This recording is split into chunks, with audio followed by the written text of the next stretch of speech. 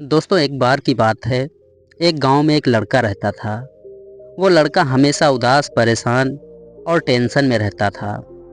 वह हमेशा अपने भविष्य के बारे में सोचा करता था। सुबह होते ही उसका टेंशन शुरू हो जाता। घर का टेंशन, भविष्य का टेंशन, घर की जिम्मेदारियां, पढ़ाई का टेंशन। मतलब कि उसकी ज़िंदगी में सुख था ही नहीं। वह हमेशा ओवर थिंकिंग किया करता था और दिन भर डिप्रेशन में रहता था। तो यह बात उसने एक बार अपने गुरु से बताई। उसके गुरु ने उसकी बात को पूरे ध्यान से सुना और कहा कि तुम कल मुझे गांव की नदी के पास मिलना। लड़के ने वैसा ही किया। अगले दिन वह गांव की नदी के पास पहुंचा तो उसने देखा कि वहां पर पहले से ही वह गुरुजी मौजूद थे और उसका इंतज़ार कर रहे थे। लड़के ने गुरु से कहा कि बताइए, आप मुझे क्या कहने वाले थे। गुरु ने कहा कि ऐसा नहीं है, पहले हम इस नदी को पार करके उस साइड में चले जाते हैं, फिर मैं तुम्हें बताऊंगा कि क्या करना है। तो पास में एक नाव थी। लड़के ने कहा कि ठीक है, चलिए इस नाव में बैठकर नदी को पार कर लेते हैं। गुरु ने कहा नहीं, ऐसा नहीं।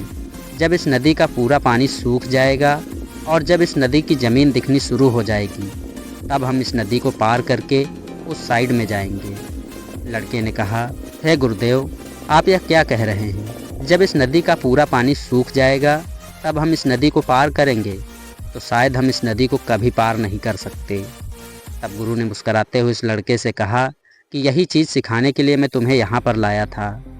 सेम इसी तरह इंसान सोचता है कि जब मैं अच्छे से सेटल हो जाऊँगा, जब मेरी सारी जिम्मेदारियाँ ख़त्म हो जाएंगी, तब मैं इंजॉय करूँगा, तब मैं ज़िंदगी को जीऊँगा।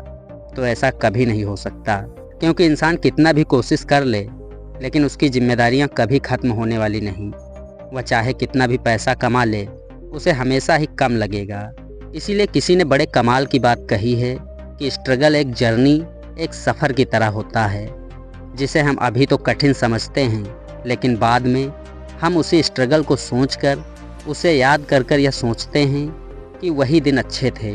तो इस जर्नी के मज़े लो, इसे मुस्कराते हुए पार करो और इसमें और भी ज़्यादा मेमोरीज़ ऐड करते चलो, क्योंकि टेंशन और प्रॉब्लम्स कभी ख़त्म होने वाली नहीं।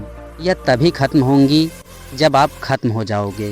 दोस्तों, यह कहानी तो बहुत छोटी सी है, लेकिन यह कहानी हमें बहुत बड़ी सीख देती है। मैं उम्मीद करता हूँ कि इस कहानी से आपको कुछ ना कुछ सीखने को ज़रूर मिला होगा।